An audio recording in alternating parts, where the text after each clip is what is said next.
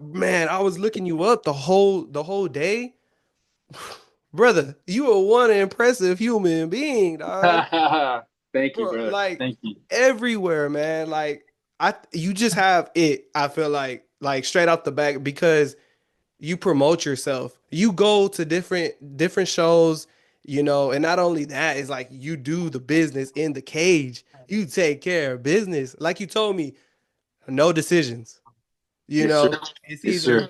it's either you giving someone hell or you going out on your shield. And to be honest, me personally, that's the type of stuff where I'm like, "Ah, okay, man, all right, you got a fan in me. You know what I'm saying? Like Hell yeah, bro. that's just what people love to see. Yes, sir. Yes, sir. I try, man. It's just like you said, live by the sword, die by the sword. Phew. Exactly, man. You said it right there. And how's this camp going, man? Your second professional fight, and I see you every day in the gym. I feel like you be going 2, 3 times a day, and you looking exactly like your name, a freight train. You know what I'm saying? You there, you representing. For sure, man. Trying to get, at least 3 to 4 sessions in. I took a little bit of a break since my last fight. So I'm kind of coming off the couch for this one and had to cut a little bit more weight than expected. So we're grinding for sure. Just making sure it was recording, brother. But yeah, man, and you know, you told me about the peak. You signing with Peak. What went into that decision and signing with them compared to signing with somebody else? The president, Johnny Ross, sat down with him. He invited me out to one of his last shows in Oklahoma, and he just treated me really well. I brought a few people with me, and he ended up moving me up to a VIP table, gave me my own VIP table. Then he ended up saying, "You know what? Come sit cage side with me." And I jumped the rail, and went and sat cage side with him, and we talked, opponents, we talked numbers, and realistically, I just feel like he's going to give me the respect that I deserve, and not only on my purse, but helping me find the right fights and the right opponents at the right time to get me to where I want to end up being. Love it, man. Love it. It's always great when the fighter and the promotion are just like on the same page, and Peak is very well known, very established, and they have superstars themselves, and especially, I don't know if you've heard of Mr. Benjamin Xavier Franklin. He was just on the Contender Series last year, so the outlet is there, and there's definitely opportunities there. For sure. And they're pretty big. They have a massive following. Like I said, superstars are there. One thing I love that they do is press conferences, Hell you yeah. know. Hell yeah. And so, how do you feel about build-ups to fights? What are some things that you look forward to doing? Do you enjoy the media? Do you enjoy, quote unquote, the trolling if you do any? What are some things like that you enjoy of the build-up towards the fight? I just look forward to I make sure that my opponent knows that, I'm 100% about this. Like, this isn't a game to me. Like, I'm in the gym almost every single day, if not every single day, and every session I give it my 100% all. I want him to know that I'm no fucking joke and that, I'm coming to take his fucking head off whenever we get in the cage. So I like posting that. I like making sure that every time I'm in the gym or working out, I post it on my story. I post it on my social medias just so they know, because I know they're going to be creeping. I know that they'll be creeping, and I know that they're going to see that. They're going to think, oh, shoot, I've only been to the gym once today. This guy's already been 4 times, like I like to make an example, and I like to let them know right off the bat, like, this isn't a joke to me. Man, I love to hear it, especially you taking it serious. I feel like the proof is in the pudding. And I like banana pudding. I don't know about you. Hell But yeah. I like banana pudding, but the proof is in the pudding, man, cuz like I said, I was looking you up and I was looking up everything, every which way that you've done and the difference in uh your figure, your physique, from when you first started to Yep. now. My brother, I salute you. I hand clap you because it just shows, because some people are like, yeah, I'm a fighter, and they just do the bare minimum. But you, man, you went, you changed your physique. You're looking great, man. You're looking like Thank you. a future UFC star. You know what Yes, I'm sir. saying? You're looking like the future in general, and how does it feel to see it? Because I know you see it every day. I know it has to go through your mind. whether it's you lifting and you're like, wow, I could lift this more, or I could last longer doing so and so. You know what I'm saying? So how Of does course. it feel for you? It feels good. I've seen the differences in my physique and my strength and my agility and stuff like that. But really, bro, in 2022, I became a father in 2019, and I knew that I had to lead by example. So it took me a year or two after getting established, being a parent, being a dad. But I knew I had to lead by example. In 2022, I lost 100 pounds. At my worst, I was almost 300 pounds. And I took a fight, because I'm always a lot more motivated when someone signs a contract that's trying to whoop your ass. So that motivates me a lot, and that's what gets me up out of bed and every morning whenever I'm in a fight camp. And I just grinded my ass off, and I ended up losing 100 pounds in 1 year, 2022, and that's when my physique really started to take off and change a lot. Like I have this picture, and it's 6 different body types of me from 290 pounds all the way down to 200 pounds, bro. And I'm proud of that because that shit was hard work, and that's something that no one can ever take away from me because I put the work in, and I really worked hard for that. So this fight camp, I'm a little heavy, so I'm having to cut a little bit more weight than usual coming off the couch. I just needed a break from my last fight, man. I got in there in my professional debut for King of the Cage. I smashed this dude in 40 seconds, and I trained like 4 months, bro, like 4 or 5 times a day. And I thought it was going to be a little bit more of a fight than what it was. And I wanted to do a quick turnaround, so I jumped right back into the gym as soon as I got home from that fight. Literally the next day, I was already back in the gym, and I went through like 2 or 3 opponents who ended up pulling out on me, and it was exhausting. It mentally just drained me so bad, mentally and physically. So I was like, you know what, my family deserves. I have 2 kids now and a girlfriend at home, and um, you know, they deserve my time and they deserve my full attention. So I said, you know what, I'm going to take a break from fighting for a little bit, and that's why I have had a little bit of a layoff. This is like 5, 6 months, last October, however long that's been. So came into this camp pretty heavy, and I'm having to cut a little bit more weight than I'd like. But you know, when I sign my name on a contract saying that I'm going to fight at that weight, you better believe I'm going to make that weight. So, Boom. sure, Hey, yes, sir. hey, that dad weight ain't no joke, man. That dad weight ain't no joke. You No, it's not. just chilling with the fam, you chilling Yep, with your kid. I have a son too, a little toddler, and he's like, here, dada. He like points the exactly. chips and he's like, here. And I'm like, no, baby, no. But dada, please, it's real good. I'm like, Dude, I go through that every day right now, bro, as all well. right, And it's man. like, oh, son, I can't eat that right now. It's like, I'm sorry, I can't eat that right now. The baby voice, the because like I feel like for us it's deeper than just the food. It's a Of course. bondage moment. Like he wants to Yeah, see you enjoy what he wants, or your daughter too, right? I'm correct, you have a daughter. exactly. Yes, Like sir. they want to see you enjoy what they have. And it's Yes. like a moment like, oh, this is so good. I want my dad to try it. So trust Yes. me, to that extent, brother, I know. I feel that, man. Um 100%. you know, a lot of things about a fighter is they deal with a lot of, mental and physical battles, inside the cage and while training. But talk to me about personally, man, because like you said, you're a father of two, beautiful children. You have a girlfriend. I'm not sure what you do work wise or anything, but talk to me about the battles outside of the cage.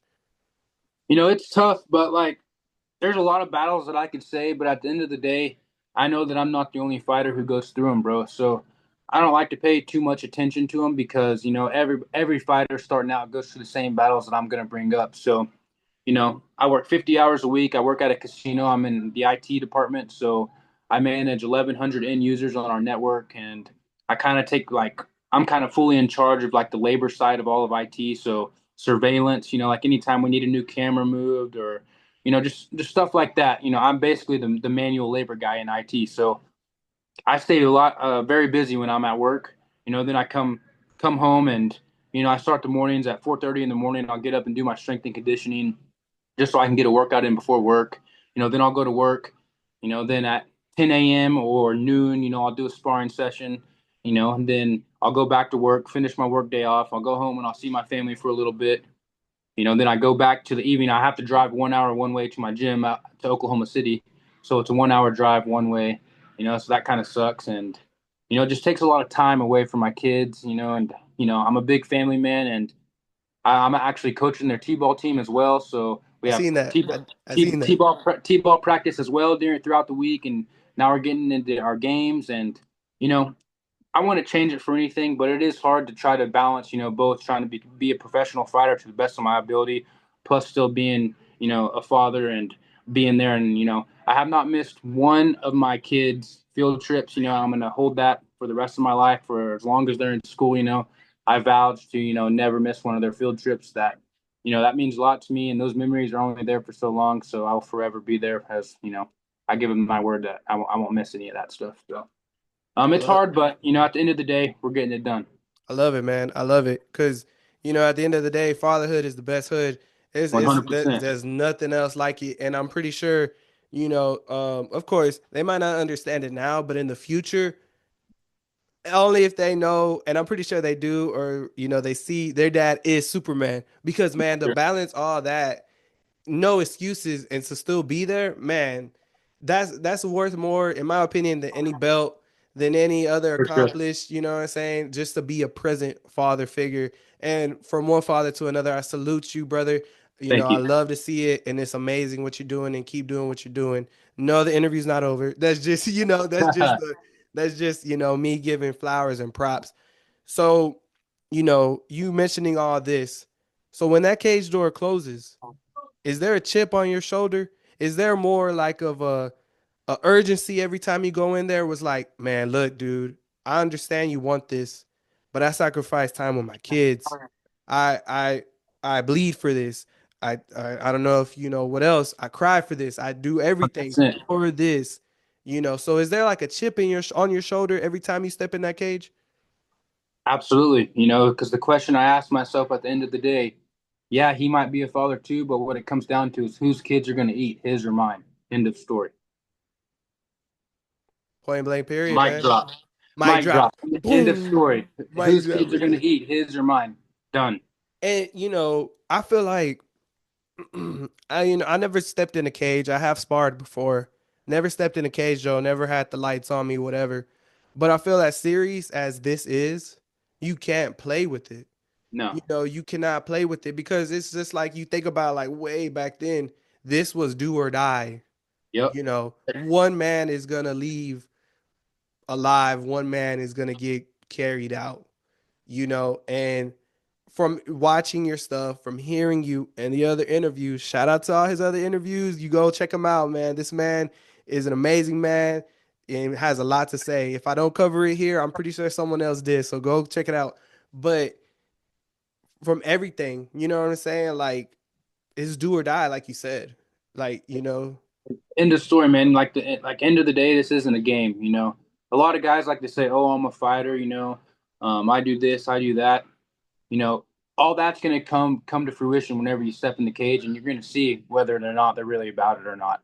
And at the end of the day, I really try to prove a point that you know this isn't a game, and this is what I'm in here to do. I'm in here to change my kids' lives and build their bank accounts up, and this is the way that I feel like God has blessed me with and has given me the tool set to provide for them. And I'm not saying I want to become a world champion. I'm not saying any of that. If it leads to that, obviously I'm going to give it my all, and of course I want that. But end of the day, I'm going to put money in their bank accounts, and I want to give them a future that the best future that I could possibly provide, and I feel like this is one of the ways that I can do that. So I'm going to give it my all. yeah, man, if you don't mind me asking, how did you get started in MMA? So I wrestled since the fifth grade. I had a couple of buddies throughout high school jump in and out of this, and I ended up going to college in Colorado from Oklahoma. I wrestled in college at a little JUCO, nothing special. Came back home, college wasn't for me, and I still had that itch to compete. And I had a couple of buddies who were in the cage at that time, and they had always asked me to come in and help them with their wrestling and their ground game. So I had already helped them previously, and they said, "Dude, you need to jump in here and try this out." So I said, "You know what? Let's make it happen." Just so happens there was a local promotion who was throwing a fight 20 miles away, actually at the casino that I now work at. It's my tribe's casino, the Cheyenne and Arapaho Nation casino there in Concho, Oklahoma. And I said, "You know what? This is the perfect venue. It's close to home. I can sell a shit ton of tickets. Let's do it." And the rest is history. Jumped in there, and got to finish in a minute and 36 seconds, and the rest is history. The rest is history. Go check it out. Cause man, like your fights are like so short, sweet, and simple. Not simple, but in a way like, oh, it's boring. It's simple in a way like you get in, you get them out. You know, and Exactly. it's like mind blowing to me how it is like that because me ideally, like I said, that's what like a fan wants to see, you know. And like, what's your opinion on that? You know, are you trying to get him out of there, or are you just like however the fight goes, it goes, you know? No, my goal, I mean, always stepping into the cage, my goal is to get in and get out as fast as possible. I mean, you're walking a thin line. There's one foot in the fire at all times because just like if you sparred before, it takes one shot to change the whole fight. So I'm not one to sit in there and play grab ass and kind of wait. I'm gonna go in there and I'm gonna do what I do and I'm gonna put you on your back and I'm gonna end the fight. I'm either gonna ground and pound your head off into the canvas or I'm gonna take a limb home with me. It's a pick your poison. That's my game plan for almost every fight. If they can stop it, good luck. That's just the way I do it, and it's worked really well for me so far, and I'm going to continue to do that until someone can stop it. It's not a game, and I don't like to go in there and BS around and play grab ass and wait to get my nose broke. I'm like I said, I'm a dad, and I'm not in there. I don't get paid by the hour. I don't. I want to save all the brain cells I possibly can because I want to remember my kids' names whenever I'm 50 years old. So I'm gonna get in there and get out and get the job done as fast as I can. When you got to fight at 9, but you got to put the kids down at 8:30. I got to get you out of there, man. I got to get you out. Um, Exactly. when fighters, because you're at a gym, so of course I'm pretty sure you hear it every now and then, or at fights where they're like, when the fighter's like, "Man, the judges robbed me," or you're like, "Can't relate," like. Yeah. It's like you know, never leave it to the judges. Never leave it in the judges' hands, man. That's one rule that obviously when I run into someone, it's gonna eventually might happen, and I know that. I'm not saying I'm some Superman or some super badass, but if there's a way that I can finish the fight, bet your ass and bet the house on it that I'm finishing the fight. I'm not testing my cardio out. I'm not, I come in prepared. So I not just because I finish these fights early doesn't mean that my cardio is not there. It's just that's my whole game plan. I don't want to stay in the cage longer than I have to. I want to Right. get in. I want to get out. I want to get back home. I want to collect my paychecks and get back home. Right, man, right. And that's you can't wish for or train for anything better. That like you said, you get in, you get out, rare damage or anything like that. You don't give no one else an opportunity to impact, you still keep the nose, your kids Yep. don't see you Yep. all busted up and like, Daddy, what happened? Nah, it's like you should see the other guy for real. You should see the other Yep. guy. And that's just great. In your fight camps, do you do any studying of your opponent, or are you just focused on yourself and trying to improve things, or is it, both? It's for sure both. I like to watch as much film as I can just to see what I'm working with and kind of see what he's good at, what he likes to do. But at the end of the day, I can only work on myself and what my game plan is. So the only thing I really like to study is like if he has habits, like favorite moves or something like that, because I kind of like to flip the script on him, and I'll try to get him in his own favorite move, something like that. Yeah, But that'd be cool. you know, other than that, I do like to study and game plan, but at the end of the day, I can only work on myself and my own game plan. So I'm gonna go in there and do what I do, regardless of what he does.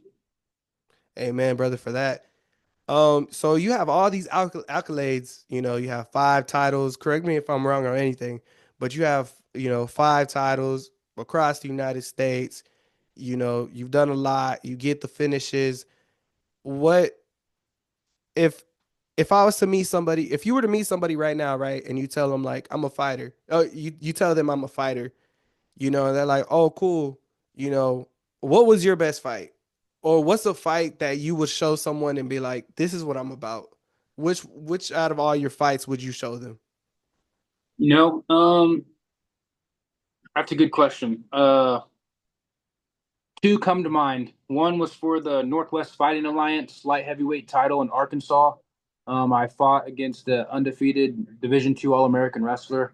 No one wanted to fight him. They called me on 3 week notice, and I said, sure, let's do it. And smashed him in the first round. Took his ass down and got him out of there ground and pound. That really shows what I'm about. And then another one that comes to mind is I flew out to California and I fought for the California state title, which is basically like the most prestigious title you can fight for in the United States as an amateur. And it was actually for the UFC legend Dan Henderson, and Mm-hmm. at his gym for his promotion. And he basically just made a post on Instagram. He has like 700,000 followers, something crazy like that, and he just said, "Look, we're looking for the baddest dude around. Here's Gabe Rednose. Here's his record. Here's his resume. We need someone who can fight him because we couldn't find anyone in the state of California that made sense. There was a couple guys that were like 2-0 or 3-0 or something, but we wanted someone a little bit more experienced. So I ended up fighting this guy named Trey Cusack. He was number one in I think Kentucky and Ohio, and he was 8-0. And that's the guy they ended up selecting for me to fight. And he flew in from Ohio, and I flew in from Oklahoma, and we met there, and we fought for the California state title. And dude, that day couldn't have gone worse for me. I didn't sleep all night. My nerves were crazy. I was throwing up in the back so bad before I even walked out. And that was actually the first fight that I went to the second round in my entire career. And, I had to dig down and overcome some adversity, but I ended up getting him out of there in the second round via Kimura. I tore his shoulder up bad, bro. That's like one of the worst injuries I've seen because it was like a torn labrum, torn rotator cuff, torn AC joint. Because, dude, I mean, at the end of the day, yeah, he's a dad. I'm a dad, and I respect that. But we're fighting for the most prestigious title, in the United States at this level. I gave him every opportunity to tap, and he still didn't. So it's like, dude, I'm not gonna let you out of this just because like what? That doesn't make sense. So I kept inching it, and bro, I don't know how he survived that as long as he did because I had his arm, bro. It was bad. Like his arm was all the way bent up all behind his head. Like if you can go back and look at that fight, it's Gabe Rednose versus Trey Cusack on YouTube, and it's in the second round. I think a minute into the second round. Look at that angle of how bad that Kimura is, dude, and it's gnarly. And but that really made me bring a dog out and took me to the second round for the first time. And I appreciate that fight. And props to Trey Cusack. Hope he's doing well. Yeah, man. Like you said, it's definitely do or die going out on your shield. So respect to him, and for him to bring that out in you to show that to take you to the second round. I'm pretty sure that's a personal accomplishment for him to be like, yeah, I tested him, because that's the For first sure. time you ever been there. For Salute sure. to that. And then like let's talk about outside the cage. What's the biggest things you feel like you've accomplished outside of the cage? Becoming a father for sure, bro. Just like you said earlier, dad life is the best life. And I'll always for sure hang my hat on that. And it's probably the best thing that's ever happened to me is becoming a father. A reason why I love doing interviews is it's it's a bookmark. It's something you could show your kids. I have yet to have an interview done on me, but my son will see me doing these and he'll get a little glimpse of what I'm like, who I am as a person. For So, sure. I know your kids may watch this now just to see dad, but what would you tell them, right now and future selves, you know, just for them to see how much they mean to you? You know, through all the pain, through all the blood, through all the tears, this is the reason why I'm doing it is for you guys, and hopefully one day it'll pay off, and I can give you guys the future that you guys deserve. That hit deep, bro. That hit deep, man. That hit deep because, like, just and until you become a father, you will know exactly what it means. The hugs, the hugging you when you get home. Yep. Are they allowed to go to your fight? Do you bring them to your fight, or do you just let them watch home, or do you not let them watch it all? Depends on how far away it is. If I'm fighting like when I fought in California, they stayed home, but uh, this fight in Amarillo, Texas, they'll be there, so they'll be in the stands watching this one. And if you don't mind me asking, because like I said, I never fought, but all this takes time, and I wouldn't be able to do this unless I had my support system as well. Let's talk about your support system and how do they help you and how do they contribute to, the training, the working, to you being a good father. For sure, I couldn't do it without my girlfriend, future fiance, Caitlin. We've been together a long time. It's about time I, you know, put that ring on her finger. She's waited long enough. But for sure, she's one of my biggest supporters, and without her doing everything and everything that she sacrificed, I want to be able to train as much as I do. My parents help me out a ton. They'll come over and if I'm in town and I call my dad and say, hey, can you come sit with the kids? I got to get a training session in. He's never hesitant. He comes right over and I can go to the gym for an hour or two, or come to Oklahoma City. My mom lives in Oklahoma City, and even like right now through fight camp, some days Caitlin works, so um, I'll bring my kids to my mom's house after she gets off work, and she'll watch the kids while I come to my gym, and get my late night sessions in, and just my parents, Caitlin and all my family, my sponsors, financially they help me, they help me pay for my gas and my nutrition, and um, you know, uh, I couldn't do it without them. It really makes a big difference for what they do and how they support me, and things wouldn't be the same if they weren't there in my corner. Of course, man. It's always peace of mind when someone loves your kids just as much as you, or just love them in general at a good amount, to where you could focus on training. You could focus on your job and then going to training after. Because I know me, in the back of my head, I'll be like, are they okay? Are they, Yeah, for sure, but for you to give it your all and for all of them to be there for you, man, is a blessing. I hundred know it's percent. a blessing, dog. You know what I'm saying? Because just the security, feeling good and stuff like that. So Yeah, awesome. Awesome to hear that, to be honest, and giving them their flowers, because you tell them, but also at the same time you can never tell them enough. exactly. You know what I'm saying? When I know they're with those people, I know they're for sure 100% safe. I got nothing to worry about. My mind is free. I can come in here and, fully give these training sessions my all without worrying about, oh, are they getting hurt, or, oh, are they, doing something they aren't supposed to. I know I can trust and know 100% that they're okay and nothing's going to happen to them. And, that helps me a lot moving forward in my training sessions. Love it. Do your kids say anything out of pocket when you fight, or like when you train and you're just like, hey, bro, like chill out, Is there anything that comes to mind?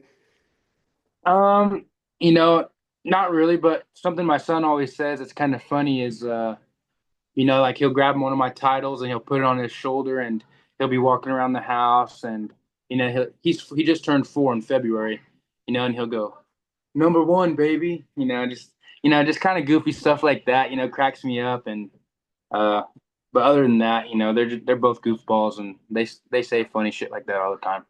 That's good, man. Like after a win, especially after a title fight, do you say anything funny, or do you act like, like I'm champ? Like especially when I seen you with two belts and you were like, I think I've seen you with more, to be honest, but the aura, especially Freight Train, I seen you post with all those belts right there at the train tracks. Is there anything like, you mess around with the fiance, you mess around with the family or the guys at work, and you're like, you know, you know. Now, not bro, I try to stay as humble as I possibly can. I try to keep all that back, but like with my buddies and stuff, of course I'll joke around with them and I'll make comments like that. But one of my favorite sayings, that I've been saying for a long time, I actually have it on my fight shorts this go around for the first time. Peak made me some pretty badass custom designed shorts for my debut. They're my kid's favorite color, yellow. I'm rocking the yellow this fight, and I'll send you a picture after this, and you can check them out. But one of my favorite sayings is "Come on with it one time."